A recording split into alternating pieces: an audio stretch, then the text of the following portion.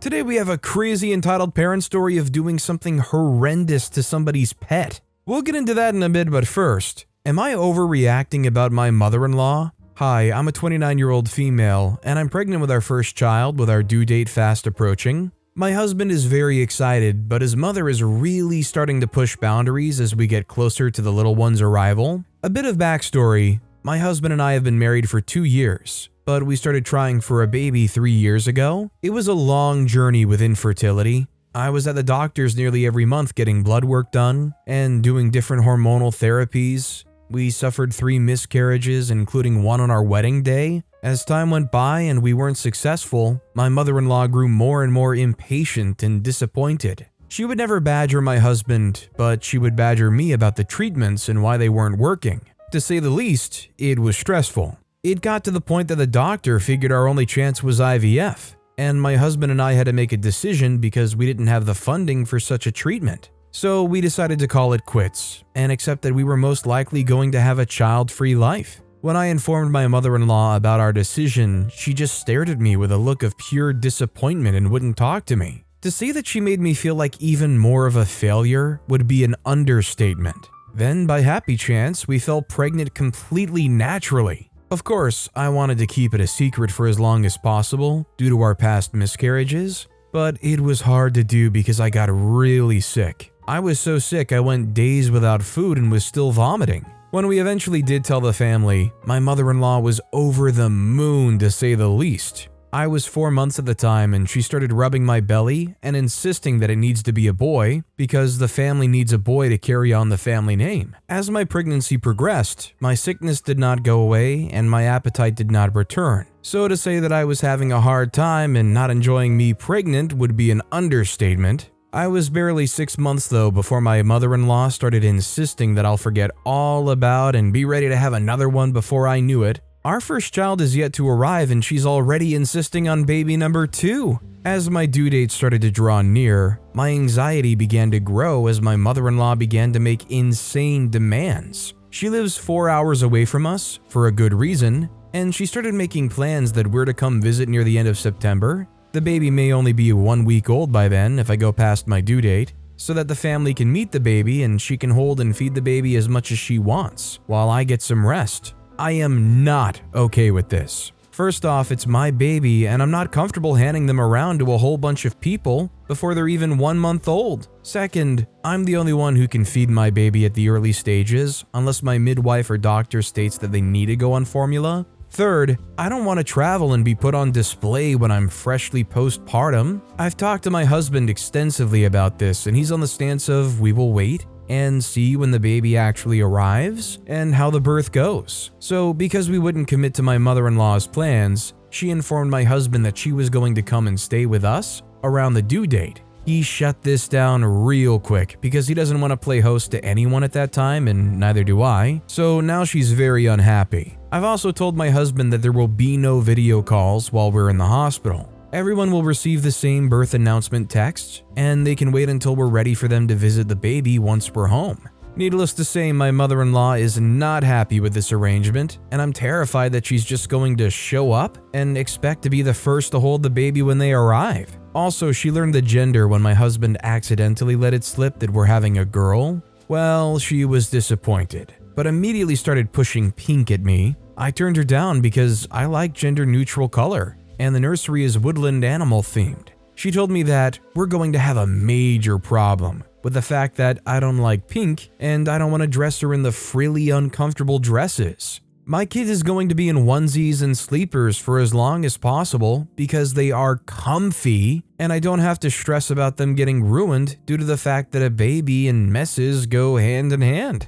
All of her actions and pushing of her own agenda have made me feel like I really need to keep my guard up around her and my baby. I feel like she's going to try and undermine me at every turn and do what she wants despite what I say. I also have a recurring nightmare of her just taking my baby while I'm sleeping under the line of, "I was just helping." I've tried making my husband aware of my fears, but he thinks I'm being slightly dramatic, and that she won't disrespect me as a mother in such a way, but I'm really unsure. Am I really overreacting, or are my fears justified? I don't think OP's overreacting, honestly, and I don't think they should let their guard down, no matter what their husband or what the mother-in-law themselves say. They might try to convince you and say, oh, don't worry, they're going to understand once the baby's actually here. But if I were OP, I wouldn't buy it. I would be cautious, but not trying to stress over it. Our next story is, am I, 26-year-old female, wrong to cut contact with my dad, 56-year-old male?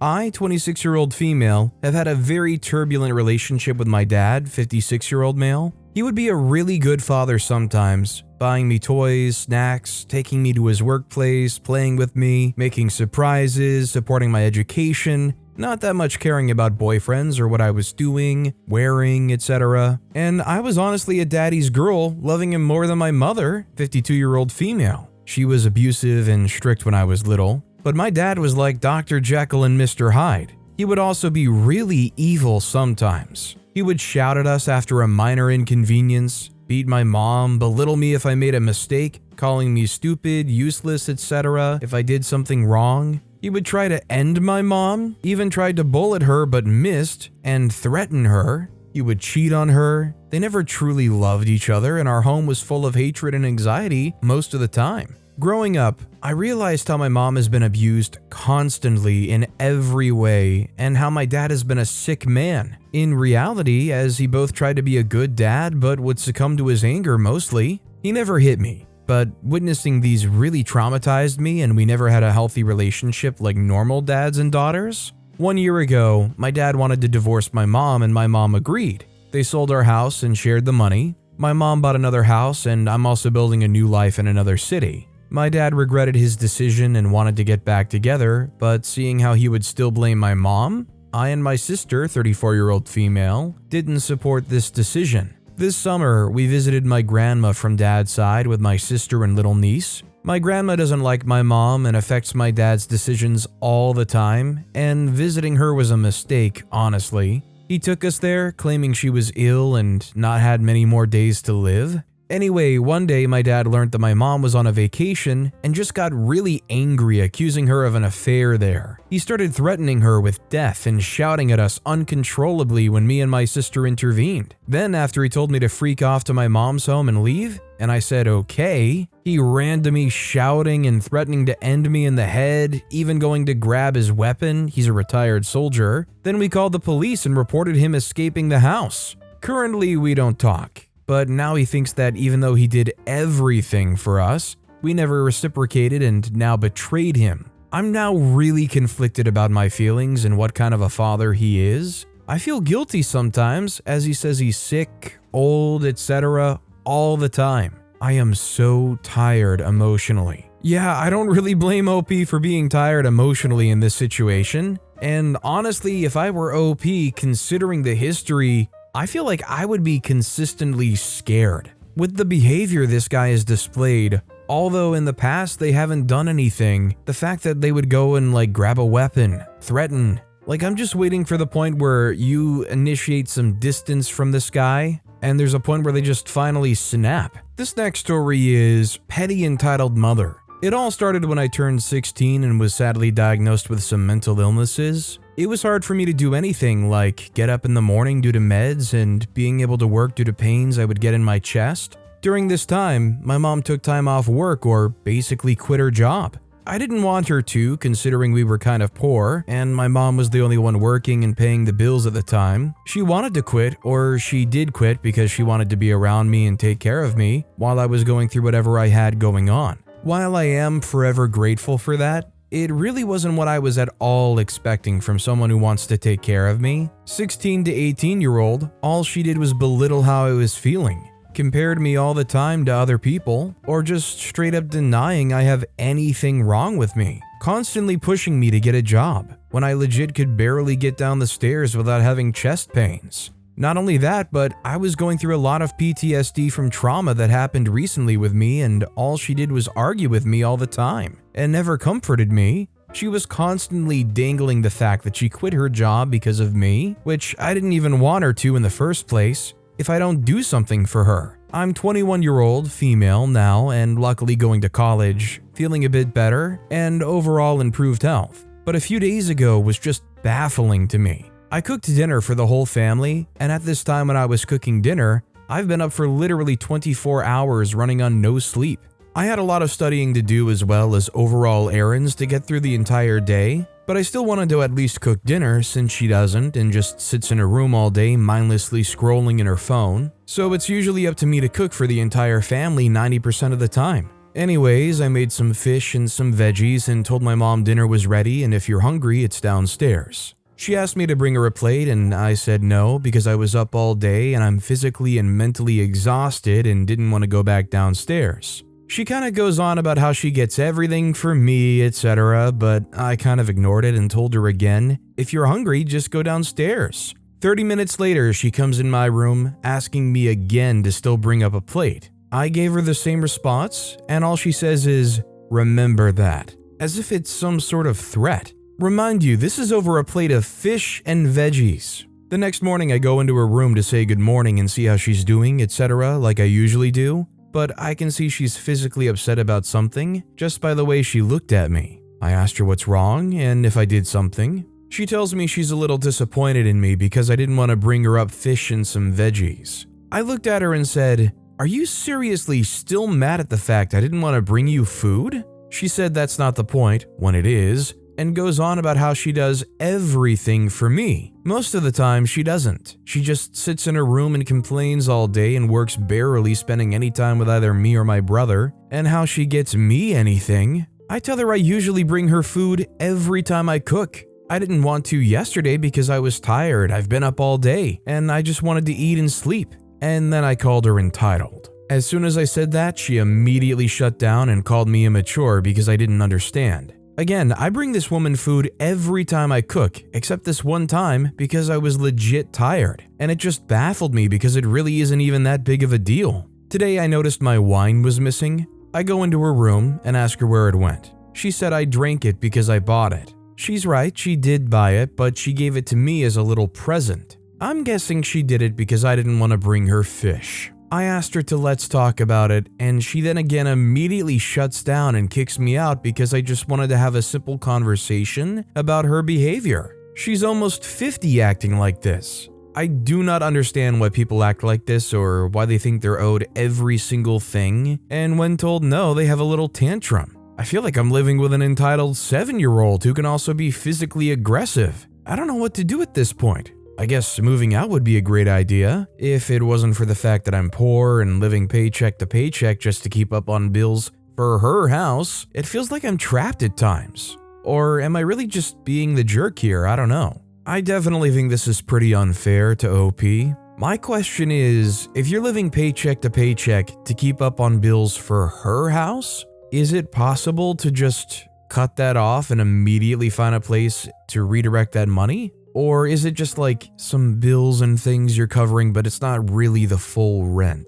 I can imagine it feels being pretty trapped though, because if you're in a situation where you leave and you immediately put your mother's housing at risk or their security at risk, I can completely understand why it would be hard to think that that's even an option. Our next story is entitled Father Destroys Company Property Because He Can't Get a Straw. So about a year ago, I ended up changing jobs to move into a higher position. I went from team leader at my old place to a supervisor at my new one. And so far it's been so much better with very few difficult encounters until recently.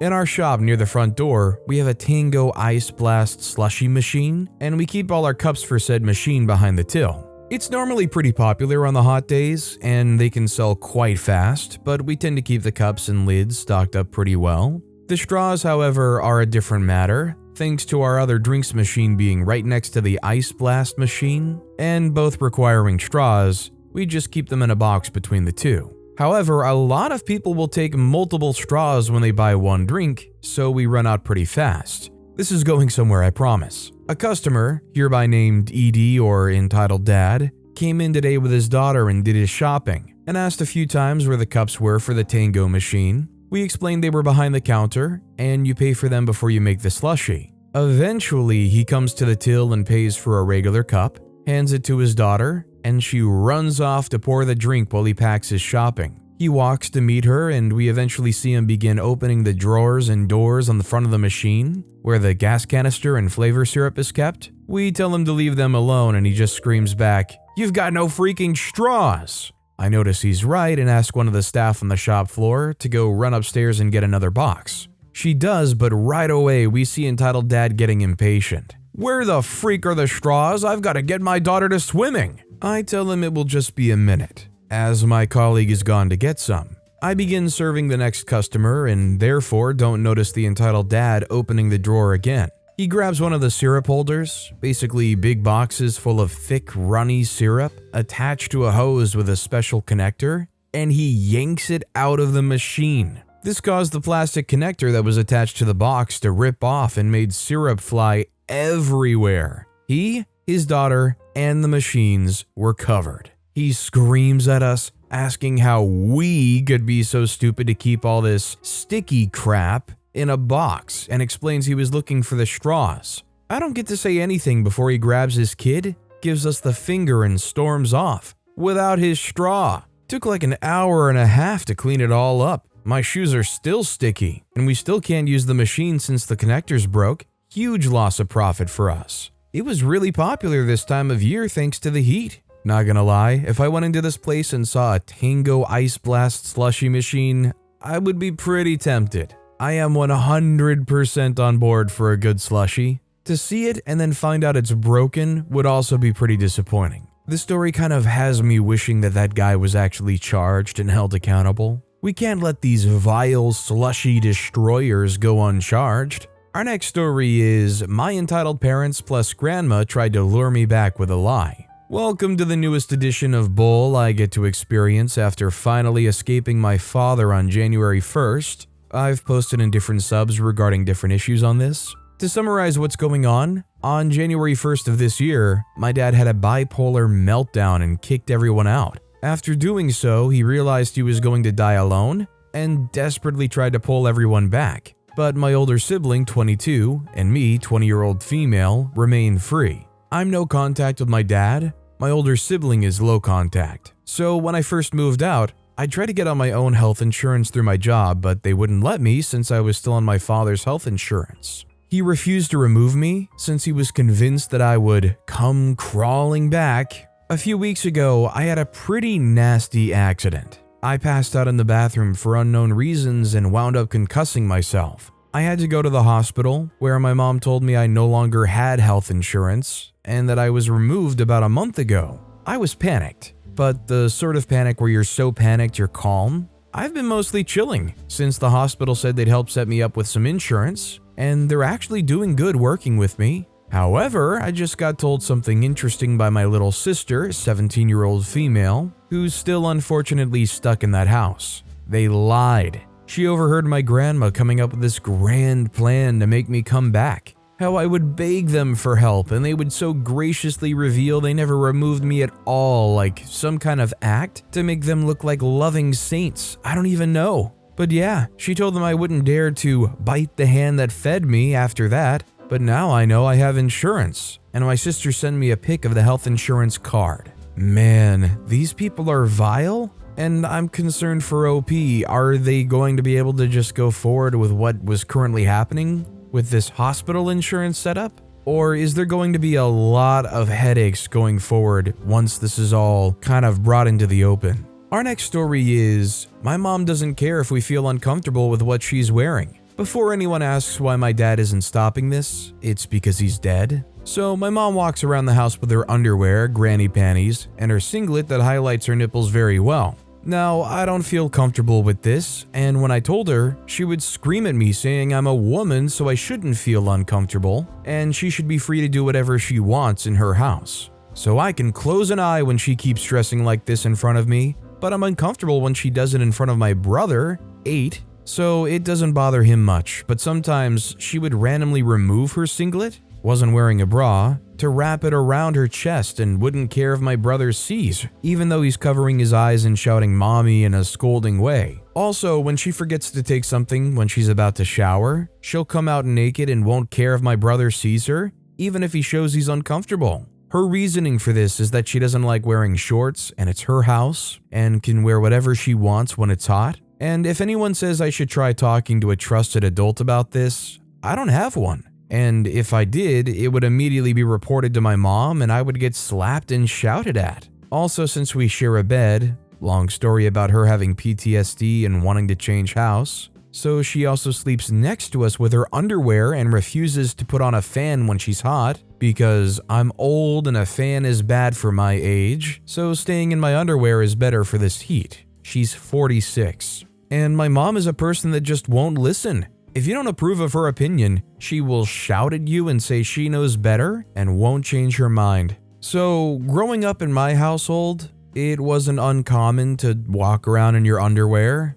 I mean, to be fair, in my household, less than underwear was not common and was probably pretty uncomfortable. That said, I feel personally, at least I think the mom does have an argument where she can feel comfortable in her own home. It may make you uncomfortable, but it's not provocative, it's not trying to be suggestive, and in your own household, I don't think you need to feel ashamed of it. That said, the rest of it sounds exhausting to put up with. And frankly, the fact that OP's afraid of you even saying anything because they're going to be abused is the real issue being highlighted here. And especially forcing you to sleep in the same bed as them when it makes you uncomfortable, that's not cool too. Our next story is X won the lottery. I want some. Hi admins and people of this fair city. I'm after some support and advice. Me and my ex split up approximately 5 years ago. We're on good terms and divorced approximately 4 years ago. We have our children 50-50 and he's since married.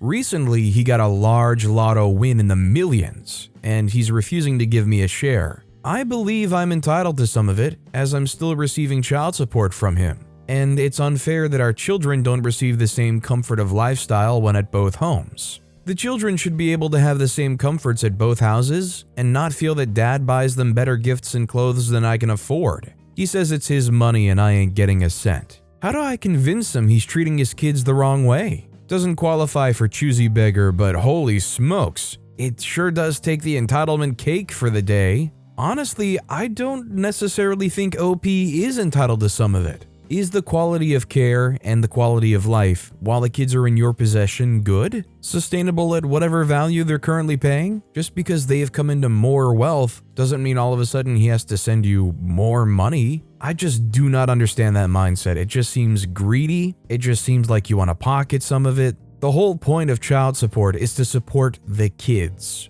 Our next story is, my friend's parents broke into my house and killed my pet snake because he was the sign of the devil. I'm a 23-year-old female currently. This happened about 2 years ago. I had a 3-year-old fancy corn snake named Popcorn. I invited my friends over. She likes snakes, but her parents were overly Christian and claimed that snakes were the sign of the devil. So they had to pretend that she hated them. So anyway, she came over. We talked, fed the snake, played video games, and then she left. When she got home, she must have told her parents that I had a snake. So about a week later, they had snuck in through the living room window, where I kept my snake, opened his enclosure's lid, and grabbed him. The next morning, I went downstairs to say good morning to Popcorn. I noticed he was gone, but I wasn't too worried because, well, he was probably hiding. I watched for a bit, and then my friend was frantically knocking on my door. I opened it and she looked extremely sad and worried.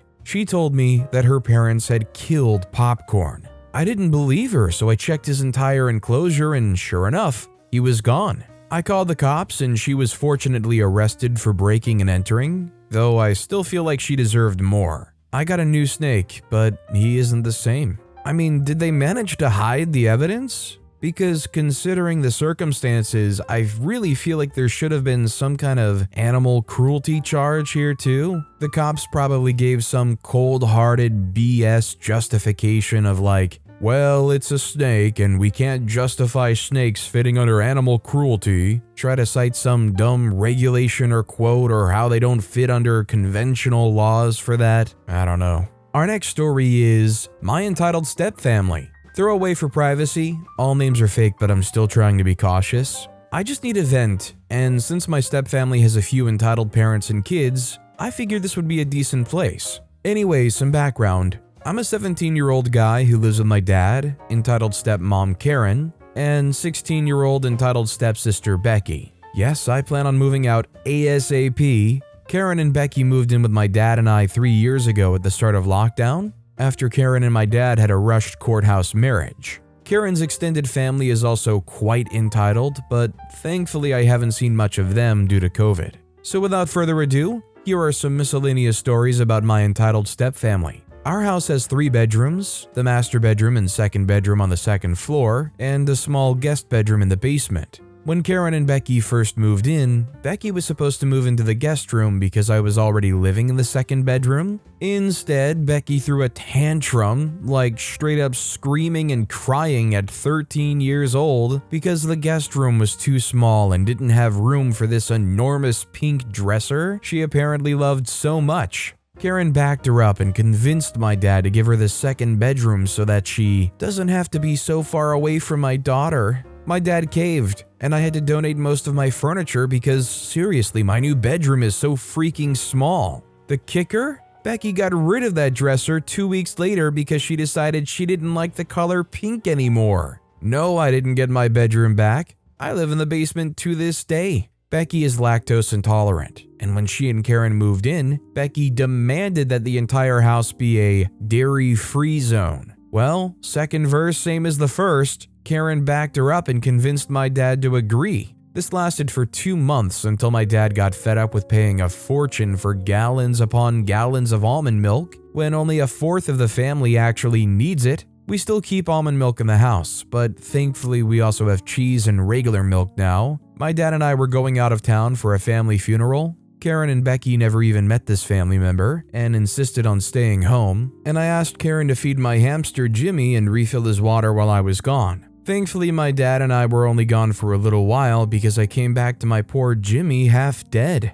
One emergency trip to the vet later and Jimmy was fine, and Karen apologized profusely because she had forgotten to feed him and refill his water. Later on, either to hurt me or to gloat, I'll never know, Becky told me that she and Karen had purposefully starved and dehydrated Jimmy in the hopes that he'd die. Her reason for trying to kill my freaking pet? She and Karen didn't like how he smelled, which I know is bull because Jimmy's cage is in my room, far away from anything else in the house. Then, when I went to my dad to try to get justice for Jimmy, Becky acted all hurt because I made up lies about her, and I got punished instead. We were on a trip with Karen's brother, my entitled step-uncle Richard, along with his 2 kids Haley, 12, non-entitled, and Jaden, 9, very entitled. Jaden's phone battery ran out, and Richard told Haley to give her phone to her brother. Haley obliged because she was paying attention to the scenery anyway, but I got the sense that no wasn't exactly an accepted answer in their family.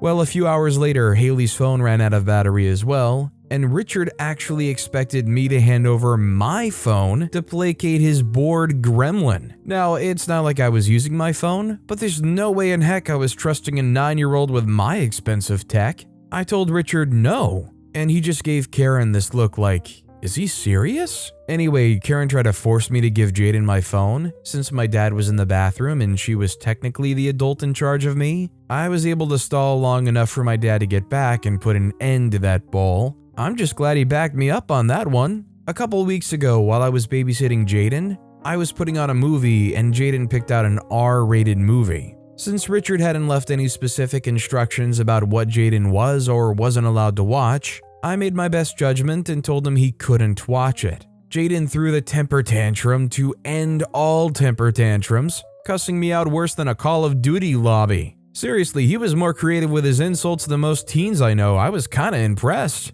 Nonetheless, I called Richard to tell him what his son had said and to ask about the movie. Richard basically said that Jaden was allowed to watch whatever movie he wanted and that he wouldn't have said what he did if I just let him watch the movie. I was just like, okay dude, it's your kid, and put on the movie. Jaden cried and screamed through the whole movie but wouldn't let me turn it off. The next week, Richard called me to yell at me because Jaden had been having nightmares and it was all my fault for putting on a horror movie for him. I tried to explain that I'd asked his permission, but he just yelled louder and he swore he'd never ask me to babysit again. Fine by me. I just hung up midway through the tirade because he was yelling so loud, I couldn't understand him anyway. And finally, Karen and my dad are planning a vow renewal/belated wedding to make up for the fact that they couldn't have one during COVID. My dad wants a modest ceremony within their means, while Karen wants a blowout that they can't afford in any way. She recently approached me and asked that I donate my college fund so that she can have her dream wedding. I obviously said no, but she wouldn't take that for an answer, and she's been pulling weirder and weirder ploys to get me to give her my money. The latest one was that she pulled up my grades from my past 3 years of high school and tried to convince me that I wouldn't get into college anyway because I didn't have straight A's. For the record, my grades are fine. Not valedictorian material, but I'm not a failure or anything. Wish me luck, you guys. I can't wait to get out of here. So yeah, I think it's safe to say that OP has a clear path forward, which is getting the heck out of Dodge as soon as possible. I feel like there isn't much of a greater motivator for you to work so hard and be able to support yourself than having a situation like this that you feel like you have to escape. But with that being said, that's all the time we have for today. Now, if you want to hear another crazy entitled parent story, check out that video on the left. Or if you missed my latest video, check out that video on the right. That said, I'll see you all next time with some more stories.